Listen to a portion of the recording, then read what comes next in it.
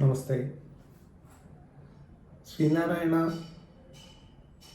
ഗുരു വായനശാല ആൻഡ് ഗ്രന്ഥാലയം കടലായി അതിൻ്റെ എല്ലാ സംഘാടകർക്കും അതോടൊപ്പം ഇതിൻ്റെ അധ്യക്ഷനായിരിക്കുന്ന ശ്രീ ഹരിധൻ, മറ്റ് ഈ പരിപാടിയിൽ പങ്കെടുക്കുന്ന ഇതിൻ്റെ സെക്രട്ടറി ശ്രീ പി പ്രകാശൻ, ആശംസകൾ അർപ്പിക്കുന്ന Shri K Raveendran master, Shri K Pradeepan, നന്ദി പ്രകാശിപ്പിക്കുന്ന ശ്രീ അജേഷ് കുന്നത്ത്, മറ്റ് ഈ പരിപാടിയിൽ നമ്മളെയൊക്കെ ശ്രമിക്കുന്ന പ്രിയപ്പെട്ട സഹോദരന്മാരെ, ഇവിടെ ശ്രീനാരായണ ഗുരുദേവൻ്റെ 166ാമത് ജന്മദിനം ആഘോഷിക്കപ്പെടുകയാണ്. നമ്മൾ ഈ പരിപാടി സംഘടിപ്പിക്കുന്ന ആളുകളിൽ തന്നെ ശ്രീനാരായണ ഗുരു വായനശാല എന്നാണ് അതിൻ്റെ തുടക്കമുള്ളത്. ശ്രീനാരായണ ഗുരു എന്ന് പറയുന്നത് അതിന് ആ ഗുരുവിന് ഏറെ പ്രാധാന്യമുള്ളൊരു കാലഘട്ടത്തിലൂടെ നമ്മളിന്ന് കടന്നു പോവുകയാണ്. ശ്രീനാരായണ ഗുരുദേവൻ്റെ കാര്യങ്ങൾ പറയുമ്പോൾ എപ്പോഴും ആളുകൾ പറയുന്നതും സംസാരിക്കുന്നതും സംസാര വിഷയമാക്കുന്നതും ഒക്കെ ഗുരുവിൻ്റെ ഒരു ജാതി, ഒരു മതം, ഒരു ദൈവം, മനുഷ്യന് എന്ന സങ്കല്പത്തിനാണ്. പലപ്പോഴും ഇത് പറഞ്ഞു വരുമ്പോൾ ഒരു ജാതി, ഒരു മതം, ഒരു ദൈവം എന്ന് പറയുകയും അതിലുള്ള മനുഷ്യനെ എന്ന് പറയുന്ന ആ രീതിയെ വിസ്മരിക്കുകയും ചെയ്യുകയാണ്. മനുഷ്യന് എന്ന് പറയുമ്പോൾ അത് ഈ ലോകത്തിലുള്ള, ഈ ഭൂമുഖത്തുള്ള ഏതൊരു മനുഷ്യനും മനുഷ്യജാതിയായിട്ട് തന്നെ, ഒരു ജാതിയായിട്ട്, മനുഷ്യനായിട്ട് കാണുവാനുള്ള ഒരവസരം, ഒരവസ്ഥാവിശേഷം ഉണ്ടാക്കുക എന്നുള്ള ഗുരുവിൻ്റെ ആ ഒരു സങ്കല്പ ലോകമാണ്. ഇന്നാകട്ടെ ശ്രീനാരായണ ഗുരുദേവൻ ജനിച്ച് ജീവിച്ച് നമുക്ക് ഇത്തരം സന്ദേശങ്ങളും ഉപദേശങ്ങളുമൊക്കെ നൽകിയ കാലഘട്ടത്തിനുപരിയായി ഇന്ന് മതസ്പർദ്ധ ഉണ്ടാകുന്ന ഒരു ലോകത്ത് നമ്മൾ ജീവിക്കുകയാണ്. പലയിടത്തിലും നമ്മൾ നോക്കിയാൽ ഇന്ന് മതങ്ങളുടെ പിടിയിൽ അമർന്നു കിടക്കുന്ന ഭൂഖണ്ഡങ്ങളെ തന്നെ നേരിട്ട് കാണുവാൻ നമുക്ക് സാധിക്കുന്നു. ഇവിടെ ശ്രീനാരായണ ഗുരുദേവൻ്റെ ആ ഒരു സാമൂഹ്യ വിപ്ലവകാരിയായും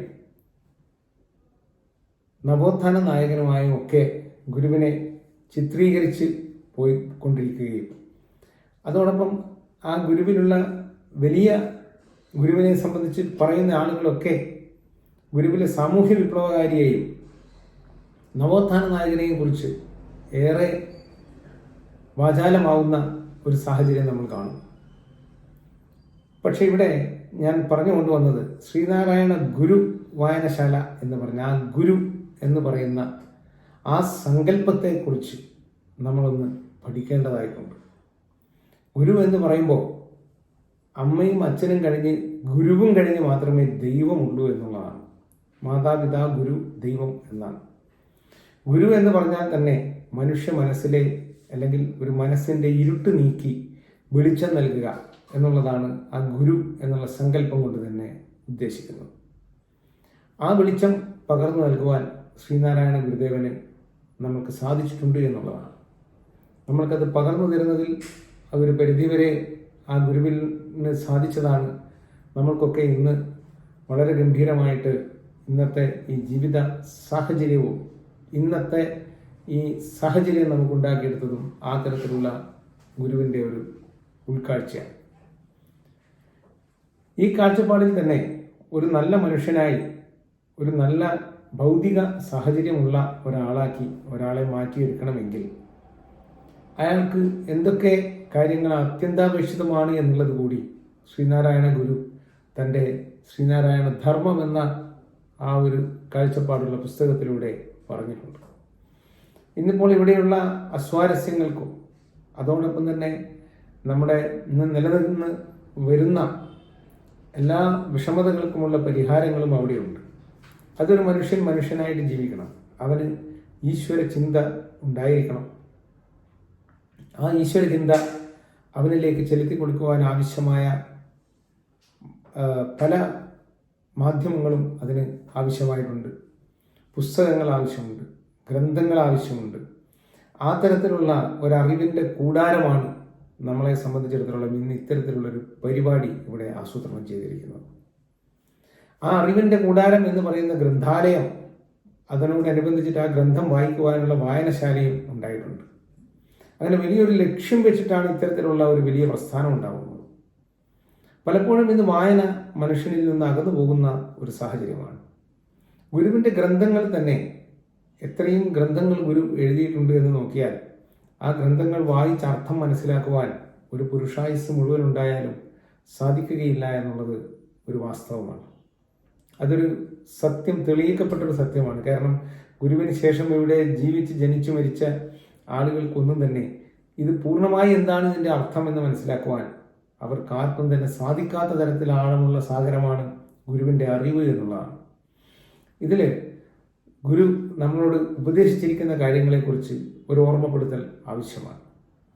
ആ ഗുരുവിൻ്റെ ഉപദേശത്തിൽ വളരെ കൃത്യമായി ഗുരു നമ്മൾക്ക് ഉപദേശം നൽകുന്നതിനോടൊപ്പം തന്നെ, ഈശ്വരചിന്ത ഉണ്ടാവണമെന്ന ഉപദേശം നമുക്ക് നൽകുന്നതിനോടൊപ്പം തന്നെ ഈശ്വരനെ എങ്ങനെ പ്രാർത്ഥിക്കണം എന്നുള്ളതിനെക്കുറിച്ച് ഗുരു നമ്മെ പഠിപ്പിക്കുവാനും നമുക്ക് പഠിക്കുവാനുമുള്ള ഗ്രന്ഥങ്ങൾ വളരെ വ്യക്തമായിട്ട് എഴുതി തന്നിട്ടുണ്ട്. ഏത് ദൈവത്തെ നമ്മൾ പ്രാർത്ഥിക്കുന്നുണ്ടെങ്കിലും ആ ദൈവത്തെ എങ്ങനെ പ്രാർത്ഥിക്കണമെന്നും എങ്ങനെയാണ് ആ ദൈവത്തെ നമ്മൾ സമീപിക്കേണ്ടത്, അല്ലെങ്കിൽ നമ്മൾ എങ്ങനെ ആ ദൈവത്തിലേക്ക് നമ്മുടെ വിഷമതകൾ പറയണം എന്നുള്ളത് ദൈവദശകം ഉൾപ്പെടെ ആ പ്രകൃതിയിലുള്ള പ്രപഞ്ചത്തിലുള്ള ഏറ്റവും അതിശയകരമായിട്ടുള്ള ആ ശക്തിയെ ദൈവം എന്ന് വിളിച്ചുകൊണ്ട് ആ ദൈവത്തെ എങ്ങനെ പ്രാർത്ഥിക്കണമെന്ന് നമുക്ക് ദൈവദശകത്തിലൂടെ ദൈവമേ കാത്തുകൊള്ളുക കൈവിടാതുന്നു ഞങ്ങളെ എന്നാണ്. അത് പോയി പ്രാർത്ഥിക്കാൻ കുഞ്ഞുമക്കളെ ഉപദേശിക്കുന്ന തരത്തിലുള്ള ഗുരുവിൻ്റെ ഒരു കാവ്യമാണ് അത്. അതിന്ന് പ്രാർത്ഥനയായിട്ട് പലയിടങ്ങളിലും ആളുകൾ ചൊല്ലുകയും ചെയ്യുന്നു.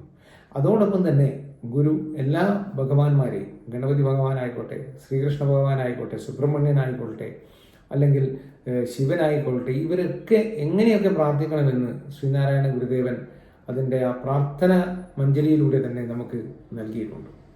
ആ പ്രാർത്ഥനകൾ നമ്മൾ പഠിച്ചു വരുമ്പോൾ എന്താണ് ശിവനെന്നും എന്താണ് ഗണപതി എന്നും എന്താണ് ദേവി എന്നും ഒക്കെ നമുക്ക് നമ്മുടെ കുഞ്ഞുങ്ങൾക്ക് മനസ്സിലാക്കുവാനുള്ള അറിവിൻ്റെ നിറകുടമായിട്ടുള്ള തരത്തിലുള്ള പുസ്തകങ്ങൾ ഗുരു നമുക്ക് നൽകിയിട്ടുണ്ട്.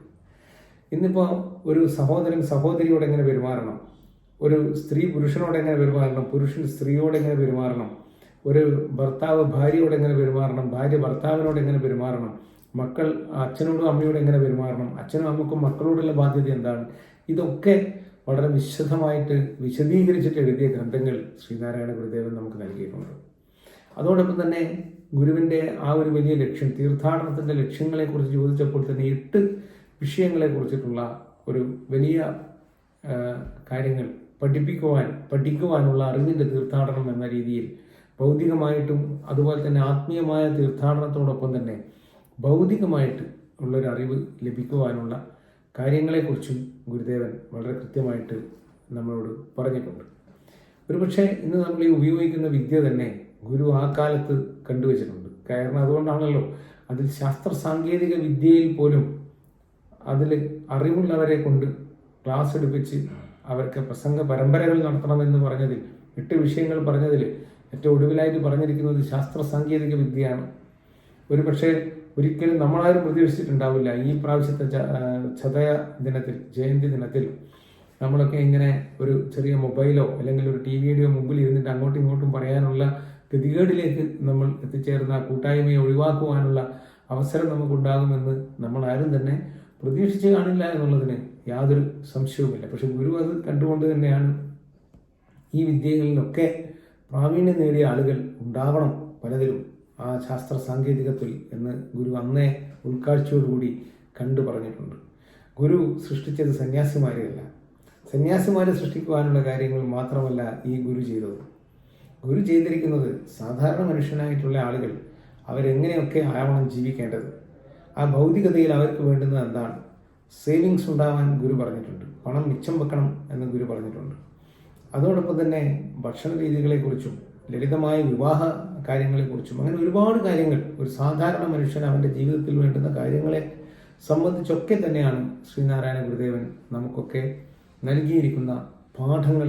അങ്ങനെയാണ് ഗുരുവിൻ്റെ പാഠങ്ങളെ സംബന്ധിച്ചിടത്തോളം നമ്മൾ എത്രത്തോളം അത് പഠിക്കുന്നു എന്നുള്ളത് നമ്മളൊന്ന് ഒരു വിശകലനം ചെയ്യേണ്ടിയിരിക്കുന്നു. പലപ്പോഴും ശ്രീനാരായണ ഗുരുദേവനെ അറിയാനും പഠിക്കുവാനും ശ്രമം നടത്തിയ വിദേശികൾ കണ്ടമാനമുണ്ടായിരുന്നു. നമ്മളൊന്ന് അറിയേണ്ടത്, ഇപ്പോൾ ഇവിടെ ഒരു ഗ്രന്ഥവുമായിട്ട് ബന്ധപ്പെട്ട് പറയുകയാണെങ്കിൽ ദർശനമാല എന്നൊരു ഗ്രന്ഥം നമുക്ക് ശ്രീനാരായണ ഗുരുദേവൻ നൽകിയിട്ടുണ്ട്. ആ ദർശനമാല എന്ന് പറയുന്നത് ഭൗതികമായി എങ്ങനെയൊക്കെ ഒരു മനുഷ്യൻ ജീവിക്കണം, അവൻ്റെ എങ്ങനെയൊക്കെ ആയിരിക്കണം അവൻ്റെ ജീവിതം എന്നും അതിന് ഉതകുന്ന തരത്തിലുള്ള നിർദ്ദേശങ്ങളും അതോടൊപ്പം അതിനുള്ള ആശയങ്ങളും ഒക്കെ നൽകിക്കൊണ്ടുള്ള ദർശനമാലയാണ്. ആ ദർശനമാല എന്ന ഗ്രന്ഥത്തിനുള്ള ഒരു പ്രത്യേകത, അത് ഇവിടെ നമ്മളൊക്കെ പല ഗുരുവിൻ്റെ കൃതികളും പഠിക്കുന്നുണ്ടെങ്കിലും ആഴത്തിൽ ദർശനമാലയെക്കുറിച്ച് അത് ഒരു എന്താ പറയുക, നമ്മളൊരു ശാസ്ത്രമായിട്ട് അതിനെ എടുത്തുകൊണ്ട് പരിശോധിച്ച് പഠിക്കുന്ന ആളുകൾ കുറവായിട്ട് തന്നെയാണുള്ളത്. ഇതിൻ്റെ ഇംഗ്ലീഷ് വെർഷൻ നമ്മുടെ നടരാജഗുരു, ശ്രീനാരായണ ഗുരുവിൻ്റെ ശിഷ്യൻ ഡോക്ടർ പൽപ്പുവിൻ്റെ മകൻ ശ്രീ നടരാജഗുരു, ആ ഗുരു അത് ഇംഗ്ലീഷിൽ വിവർത്തനം ചെയ്തിട്ടുണ്ടായി. The integrated science of the absolute എന്ന് പറയുന്ന ഗ്രന്ഥം. പരിണാമമില്ലാത്ത ശാസ്ത്രം എന്നാണ് അത് പറയുന്നത്. പരിണാമമില്ലാത്ത ശാസ്ത്രം. ഏത് സംഗതികൾക്കും പരിണാമം സംഭവിക്കും, പക്ഷേ എന്നും നിലനിൽക്കുന്ന സത്യങ്ങളായിട്ട് ഈ സത്യം നിലനിൽക്കുന്നതാണ് ഈ ദർശനമാല എന്നുള്ളതാണ് അതിൻ്റെ പേരിൽ തന്നെ അത് ഉൾപ്പെടുത്തിയിട്ടുള്ളത്, the integrated science of the absolute. അപ്പോൾ ഈ സയൻസിനെ സംബന്ധിച്ചിട്ട്, ഈ പുസ്തകത്തെ സംബന്ധിച്ച് എത്രത്തോളം ഇന്ത്യക്കാരായിട്ടുള്ള നമ്മൾ വിലയിരുത്തിയിരിക്കുന്നു എന്നുള്ളത് വളരെ പരിതാപകരമാണ് അന്വേഷിച്ചാൽ. പക്ഷേ ന്യൂയോർക്കിൽ അതിൻ്റെ ന്യൂയോർക്ക് യൂണിവേഴ്സിറ്റിയുടെ സിലബസിൽ ഉൾപ്പെടുത്തിയിരിക്കുന്നത് ഈ ഇൻ്റഗ്രേറ്റഡ് സയൻസ് ഓഫ് അബ്സല്യൂട്ടാണ്. അതാണ് അവിടുത്തെ കുട്ടികൾ പഠിക്കുന്നത് എന്ന് പറയുമ്പോൾ നമ്മൾ എവിടെ എത്തിച്ചേർന്ന് നിൽക്കുന്നു എന്നുള്ളത് വളരെ ലജ്ജയോടുകൂടി നമ്മൾ കാണേണ്ടത് തന്നെയാണ്. ഇതിലൊക്കെ ഗുരുവിൻ്റെ പാഠ്യപദ്ധതിയിലൊക്കെ പല കാര്യങ്ങൾ ഉൾപ്പെടുത്താൻ വേണ്ടി പലപ്പോഴും പല ആളുകളും, ശ്രീനാരായണ പ്രസ്ഥാനത്തിലുള്ള ആളുകളും SNDPയിലുള്ള ആളുകളും ഒക്കെ സർക്കാരിനോട് പലപ്പോഴും ആവശ്യപ്പെടുമ്പോഴും ഇതുമായിട്ട് ബന്ധമുള്ള സർക്കാരുമായിട്ടുള്ള ബന്ധമുള്ള ആളുകളൊക്കെ മാറി മാറി വരുന്ന സർക്കാരുകൾ ആരൊക്കെ ആയാലും അവരൊക്കെ ഘോരഘോരം ജയന്തി ദിനത്തിലും സമാധി ദിനത്തിലും അല്ലാത്ത ദിനത്തിലും ഒക്കെ പ്രസംഗ പരമ്പരകൾ നടത്തുകയല്ലാതെ ഇതിനെ പ്രാവർത്തികമാക്കുവാനുള്ള സംവിധാനം അവരാരും ചെയ്യുന്നില്ല എന്നുള്ളത് വളരെ ഖേദകരമായിട്ടുള്ള ഒരു കാര്യമാണ്. ഈയിടെ നമ്മുടെ ഗുരുവിനെ സംബന്ധിച്ചൊരു കാര്യം, അങ്ങ് ഓസ്ട്രേലിയയിൽ ഒരു വലിയ സായിപ്പ്, അയാളുടെ ഒരു എന്താ പറയുക, അവിടെയൊക്കെ മെൻ്റൽ ടെൻഷൻ അനുഭവിക്കുന്ന ആളുകൾ പോയി പലപ്പോഴും ഇത്തരത്തിലുള്ള സ്പിരിച്വൽ ലീഡേഴ്സിൻ്റെ അടുത്ത് പോയിട്ട് ഒരു സമാധാനം കിട്ടാൻ വേണ്ടി പോകുന്ന അവസ്ഥയുണ്ട്. ടെക്നിക്കൽ ഫീൽഡിലൊക്കെയുള്ള ആളുകൾ ജോലി ഭാരമൊക്കെ കൂടി അവിടെ പോകുന്ന ഒരു സാഹചര്യമുണ്ട്. അപ്പോൾ അവിടെ എത്തിയപ്പോൾ അയാൾ കാണുന്നത് അവിടെ ഒരു വലിയൊരു ബോർഡിൽ എഴുതി വെച്ചിരിക്കുകയാണ്. അതിൽ പ്രത്യേകിച്ച് എഴുതി, the creation, the creator and the magically created variety of things and the substance of creation is God എന്ന് അതിൽ എഴുതി വെച്ചിരിക്കുന്നു. അതിൻ്റെ താഴെ എഴുതി വെച്ചിരിക്കുന്നത് ഇത് by Narayan, a saint from India എന്നാണ് എഴുതിയിരിക്കുന്നത്. ആ സെയിൻറ്റ് ഫ്രം ഇന്ത്യ എന്ന് കണ്ടപ്പോൾ അയാൾക്ക് നാരായൺ എന്ന് കണ്ടപ്പോൾ അയാൾക്കൊരു സംശയം, ഇത് നമ്മുടെ ശ്രീനാരായണ ഗുരുദേവൻ തന്നെയാണോ എഴുതിയിരിക്കുന്നത് എന്നുള്ളൊരു സംശയം അയാൾക്കുണ്ടാവുകയും മുകളിലുള്ള സംഗതി വായിച്ചതിൻ്റെ അർത്ഥം പഠിച്ചപ്പോഴാണ് മനസ്സിലായത്. ഞാൻ നേരത്തെ പറഞ്ഞ ദൈവദശകത്തിൽ ശ്രീനാരായണ ഗുരുദേവൻ പറഞ്ഞ നീയല്ലോ സൃഷ്ടിയും സൃഷ്ടാവായതും സൃഷ്ടിജാലവും, നീയല്ലോ ദൈവമേ സൃഷ്ടിക്കുള്ള സാമഗ്രിയായതുമെന്ന് ശ്രീനാരായണ ഗുരുദേവൻ നമുക്ക് ഉപദേശിച്ചു തന്ന ദൈവദശകത്തിലുള്ള വരികളാണ് അവിടെ എടുത്തു വെച്ച് എഴുതിയിരിക്കുന്നത്. ഇയാൾ ഈ വിവരം എന്നോട് പറഞ്ഞപ്പോൾ ഞാൻ ചോദിച്ചു, നിങ്ങൾ അടുത്ത പ്രാവശ്യം പോകുമ്പോൾ അയാളോട് ചോദിക്കണം, ഇത് ഇന്ത്യയിൽ വന്നിട്ടുണ്ടോ, ഗുരുവിനെ കണ്ടിട്ടുണ്ടോ, അല്ലെങ്കിൽ ഗുരുവിൻ്റെ കാര്യങ്ങൾ അറിഞ്ഞിട്ടുണ്ടോ, ശിവഗിരി സന്ദർശിച്ചിട്ടുണ്ടോ? അപ്പോൾ ആദ്യത്തെ ചോദ്യത്തിന് തന്നെ മറുപടി കിട്ടി ഇയാൾ പോയപ്പോൾ, കാരണം അയാൾ ഇതുവരെ ഇന്ത്യ കണ്ടിട്ടില്ല. ഇന്ത്യ കാണാത്ത ആൾ പിന്നെ ശിവഗിരി കാണൂല, കേരളവും കാണൂല്ലോ. പക്ഷെ അയാൾക്ക് ഈ ഗുരുവിനെ സംബന്ധിച്ചിട്ട് അതിൽ ഏറ്റവും വലിയ ഒരു അറിവാണ് ഗുരു നമുക്ക് നൽകുന്നത് എന്ന ചിന്ത വെച്ചിട്ടാണ് ഞാൻ ഈ പറഞ്ഞ 4 വരി വെച്ചിട്ടാണ് അവിടെ അയാൾ ഏകദേശം ഒരാഴ്ചക്ക് മുകളിൽ ക്ലാസ്സുകൾ എടുത്തത്. ആ ഒരാഴ്ചക്ക് മുകളിലുള്ള ക്ലാസ്സുകൾ ഇത് സംബന്ധമായിട്ട് വരുന്ന തരത്തിലുള്ള ക്ലാസ്സുകളാണ് അയാൾ എടുത്തത്. അപ്പോൾ അത്രയും ഗംഭീരമായിട്ട് ശ്രീനാരായണ ഗുരുദേവനെ കാണുവാൻ അവർക്ക് സാധിക്കുന്നു എന്ന് പറയുമ്പോൾ അത് ഈ ഇന്ത്യയിൽ നിന്ന് പോയ നമുക്കുള്ളതിനേക്കാളേറെ അവർ അതിൻ്റെ സത്ത് എന്താണ് എന്ന് മനസ്സിലാക്കുവാനും അത് പഠിക്കുവാനും അവർ ശ്രമിക്കുന്നു എന്നുള്ളതിനുള്ള കൃത്യമായ തെളിവല്ലേ അത്. ഇവിടെ ശ്രീനാരായണ ഗുരുദേവനെ സംബന്ധിച്ച് നമ്മൾ ഈ പ്രസംഗ പരമ്പരകൾ നടത്തുമ്പോഴൊക്കെ പലപ്പോഴും ഞാൻ നേരത്തെ പറഞ്ഞ പോലെ ഗുരുവിലുള്ള ഈശ്വരീയതയെ വിട്ടുപോകുന്ന ഒരു സാഹചര്യമുണ്ട്. നമുക്ക് ഗുരുമന്ദിരങ്ങളും മറ്റു കാര്യങ്ങളും ഒക്കെ നമുക്ക് ഒരുപാട് ഉണ്ടാകുമ്പോഴും പലപ്പോഴും ഈ ഗുരുമന്ദിരങ്ങളെ സംബന്ധിച്ചിടത്തോളം ഒരു പ്രതിമ എന്നുള്ളതിലുപരി ഗുരുവിനെ കാണുവാൻ പലയിടങ്ങളിലും സാധിക്കാത്ത ആളുകൾ ഉണ്ട് എന്നുള്ളത് ഒരു വാസ്തവമാണ്. അപ്പോൾ ഈ ഗുരുവിൻ്റെ പ്രതിമ എന്ന് പറയുന്നത് നമ്മൾ മനസ്സിലാക്കേണ്ടത് തീർച്ചയായിട്ടും ഒരു ഈശ്വരൻ്റെ വിഗ്രഹത്തെക്കാളേറെ, ഒരു ക്ഷേത്രത്തിനേക്കാളേറെ നമ്മൾ ഭജിക്കേണ്ട രീതി ഗുരുവിനെയാണ് എന്ന് നമ്മൾ ചിന്തിക്കണം. കാരണം ശ്രീനാരായണ ഗുരുദേവൻ ഒരുപാട് ക്ഷേത്ര പ്രതിഷ്ഠകൾ നടത്തിയിട്ടുണ്ട്. അങ്ങനെ ഒരുപാട് ദേവന്മാർക്ക് ജീവൻ കൊടുത്ത ആളാണ് ശ്രീനാരായണ ഗുരു. അത് ഗുരു എന്ന സങ്കല്പത്തിന് സാധാരണ ഈശ്വരന്മാരെക്കാളൊക്കെ മുകളിലാണ്. അത് ജ്യോതിഷ ശാസ്ത്രം അറിയുന്ന ആളുകളായാലും അവർക്കറിയാൻ പറ്റും. 7ാം ഭാവത്തിലാണ് ദൈവമെങ്കിൽ 11ാം ഭാവത്തിലാണ് ഗുരുവിൻ്റെ സ്ഥാനമെന്ന് നമ്മൾ മനസ്സിലാക്കേണ്ടിയിരിക്കുന്നു. ആ തരത്തിലുള്ള ശ്രീനാരായണ ഗുരുദേവനെയാണ് നമ്മൾ ഭജിക്കുകയും പൂജിക്കുകയും ഒക്കെ ചെയ്യുന്നത് എന്ന് നമ്മൾ തിരിച്ചറിയണം. ആ തരത്തിൽ ശ്രീനാരായണ ഗുരുദേവനെ അത്രയും ഗംഭീരമായ തലത്തിലേക്ക് കാണുവാനുള്ള ഒരു രീതി നമ്മുടെ കുഞ്ഞുങ്ങളിലൊക്കെ വളർത്തിയെടുത്തുണ്ടാക്കണം.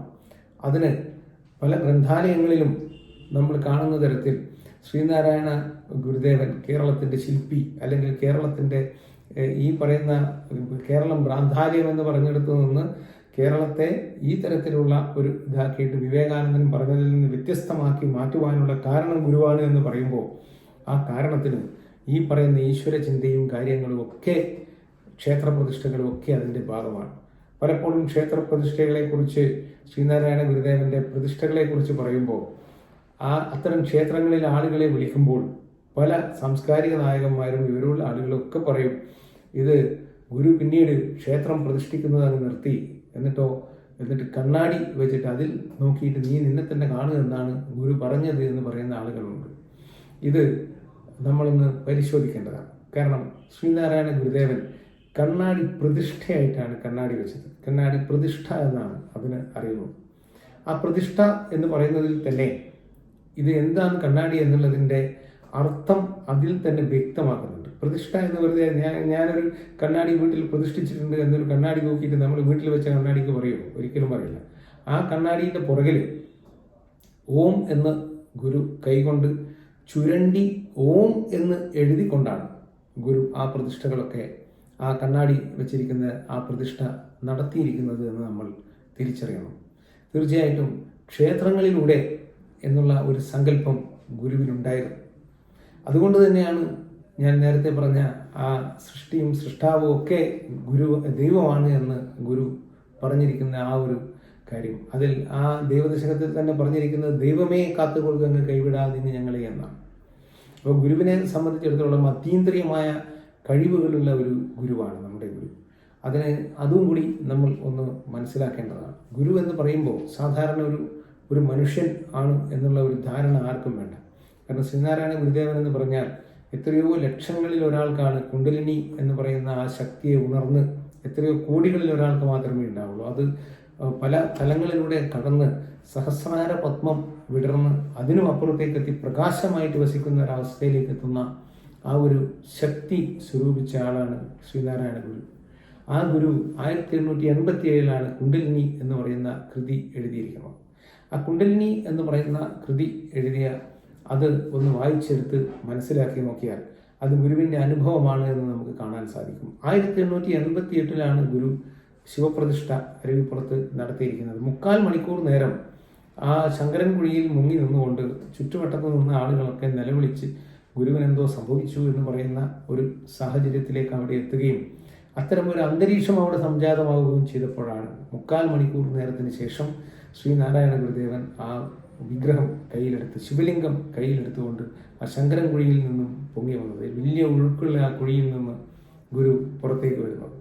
അപ്പോൾ 1887 ഈ കുണ്ടലിനി ഉണർന്ന് ആ സഹസ്രാര പത്മത്തിലേക്ക് വിടർന്ന് അദ്ദേഹത്തിൻ്റെ ആ തപസ്സും കാര്യങ്ങളൊക്കെ മരുത്വാമലയിൽ ചെയ്തതിൻ്റെ ധ്യാനമാണ് ഈ കുണ്ടലിനിയെ ഉണർത്തിയെടുക്കുന്നതിൻ്റെ ഏറ്റവും വലിയ കാര്യം എന്നാണ് പറയപ്പെടുന്നത്. അത് ഗുരു അതിൽ വിശദീകരിച്ചിട്ടുണ്ട്. ആ കാര്യങ്ങൾ കുണ്ടലിനിയിൽ പറയുന്നത് തന്നെ ആടുപാമ്പേ പുനം തേടു പാമ്പേ എന്ന് അതിൽ പറയുന്നു. ഈ പാമ്പ് എന്ന് പറയുന്നത് തന്നെ ഉദ്ദേശിക്കുന്നത് മനസ്സ് എന്നുള്ളതാണ്. ആ മനസ്സിനെ പൊത്തിലേക്ക് കൊണ്ടുപോയി അടക്കാനാണ് പറയുന്നത്. മനസ്സ് കാമം, ക്രോധം, മോഹം എല്ലാ കാര്യങ്ങളിലൂടെ ഇങ്ങനെ അങ്ങോട്ടും ഇങ്ങോട്ടുമൊക്കെ ആടിക്കൊണ്ടേയിരിക്കും. അതിനെ ഈ ശിവനിൽ ലയിപ്പിക്കുക. അതുകൊണ്ട് തന്നെയാണ് പറയുന്നത് ഓം എന്ന് തൊട്ടൊരു കോടി മന്ത്രപ്പൊരുൾ നാമെന്നറിഞ്ഞുകൊണ്ട് ആടുപാമ്പേ എന്നാണ് അതിൽ പറഞ്ഞിരിക്കുന്നത്. അതോടൊപ്പം തന്നെ തിങ്കളും കൊന്നയും ചൂടും ഒരു ഈശന്റെ പങ്കജം ചേർന്ന് നിന്ന് ആടുപാമ്പേ എന്നാണ്. ആ മനസ്സിനെ ശിവന്റെ അടുത്ത് കൊണ്ടുപോയിട്ട് ലയിപ്പിക്കാനാണ് ഗുരു അതിൽ പറഞ്ഞിരിക്കുന്നത്. അതുകൊണ്ട് തന്നെയാണ് ദേഹം നിജമല്ല, ദേഹിയും ഇവിടെ ഉണ്ട് എന്ന് ചിന്തിച്ചുകൊണ്ട് ആടുപാമ്പേ എന്നതിൽ പറഞ്ഞിട്ടുണ്ട്. ദേഹം എന്ന് പറയുന്നത് ഒരിക്കലും നിജമല്ല. ആത്മാവിന് വേണ്ടിയിട്ട് നല്ല കാര്യങ്ങൾ ചെയ്യണം. ഒരു മനുഷ്യൻ നല്ല കാര്യങ്ങൾ ചെയ്താൽ അവൻ്റെ ശരീരത്തിനല്ല, അതിൽ ആത്മാവ് എന്ന് പറയുന്ന ഒരു കാര്യത്തിൽ ഏറ്റവും നന്നായിട്ട് അത് ചെയ്യുവാൻ, അതിൻ്റെ ഗുണം ലഭിക്കുവാൻ, സംതൃപ്തി ലഭിക്കുവാൻ, അതോടുകൂടി തന്നെ പുണ്യം കിട്ടുവാൻ, ആത്മാവിന് പുണ്യം കിട്ടുവാനുള്ള ഏർപ്പാടുകളാണ് ഗുരു അതിൽ പറഞ്ഞിരിക്കുന്ന കാര്യങ്ങൾ മുഴുവനായിട്ട്. അതിൽ തർക്കവും നിസ്തർക്കവും ഒക്കെ ഉള്ളതാണ് എന്നൊക്കെ പലരും പല വിഷയങ്ങളും പറയാനൊക്കെ, അതിലേക്കൊന്നും നമ്മളിപ്പോൾ കിടക്കണ്ട. പക്ഷേ ആത്മാവിന് ശാന്തി കൊടുക്കാൻ ഒരാൾ മരണപ്പെട്ടാൽ അയാളുടെ ആത്മാവിന് ശാന്തി ലഭിക്കണം.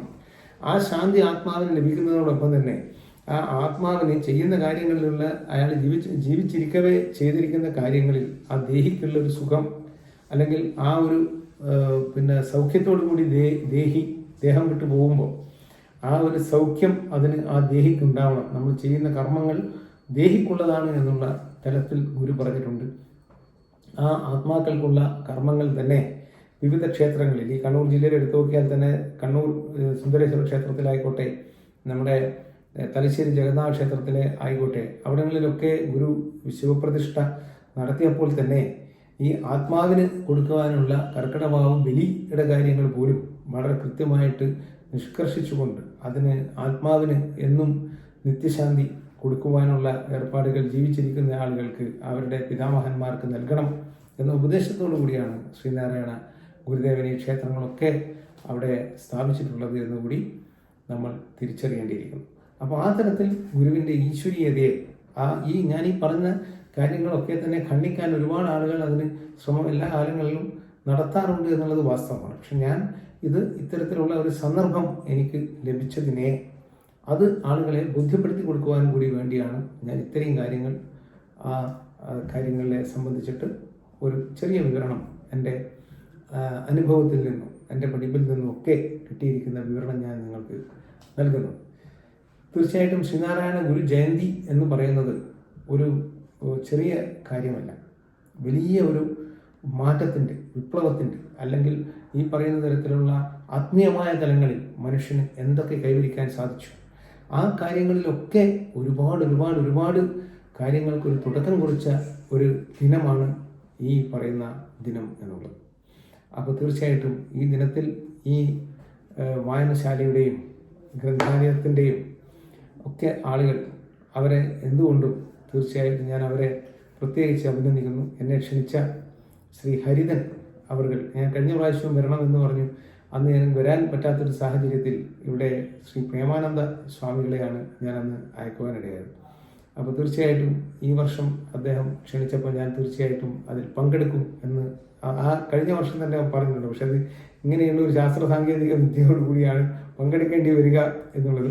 അത് ഇതുപോലെ ഉള്ളൊരു പ്രാവർത്തികമാക്കാൻ വേണ്ടി ശ്രമിച്ച ഇവർക്ക് എല്ലാവർക്കും ഞാൻ ശ്രീനാരായണ ഗുരുദേവ നാമത്തിൽ പ്രത്യേകം നന്ദി പറഞ്ഞുകൊള്ളുന്നു. അതോടൊപ്പം തന്നെ ഈ വായനശാലയിലേക്ക് ഞാൻ ഒരു അറിവിൻ്റെ ഒരു ചെറിയ പങ്ക്, എന്നെക്കൊണ്ട് പറ്റാവുന്ന തരത്തിലുള്ള ഒരു ചെറിയ പങ്ക് ഞാൻ അവർക്ക് തൊട്ടടുത്ത ദിവസം തന്നെ എത്തിച്ചു കൊടുക്കേണ്ട രീതിയിൽ കറണ്ട് ബുക്സിൻ്റെ ശ്രീനാരായണ ഗുരുദേവന്റെ ചരിത്രങ്ങളെ സംബന്ധിച്ചിട്ടൊരു വലിയൊരു കാര്യം. അത് ആ പുസ്തക ശേഖരം ഞാൻ ഈ വായനശാലയുടെ ആളുകൾക്ക്, ഗ്രന്ഥാലയത്തിൻ്റെ ആളുകൾക്ക് കൈമാറുമെന്ന് അതിൻ്റെ സെക്രട്ടറിയും പ്രസിഡന്റിനെയും നമ്മുടെ അധ്യക്ഷനെയും ഒക്കെ അറിയിച്ചുകൊണ്ട് ഞാൻ ഈ വലിയൊരു കാര്യമായിട്ട് ഇവർ നടത്തിയിരിക്കുന്ന ഈ ഒരു പരിപാടിയുടെ ഉദ്ഘാടന കർമ്മം നിർവഹിച്ചതായി പ്രഖ്യാപിച്ചുകൊണ്ട് ശ്രീനാരായണ ഗുരുദേവ ചരണകമലങ്ങളിൽ എൻ്റെ പ്രാർത്ഥനകൾ സമർപ്പിച്ചുകൊണ്ട് ഞാൻ നിർത്തട്ടെ. നന്ദി, നമസ്കാരം. ഗുരുധർമ്മം ചെയ്യട്ടെ.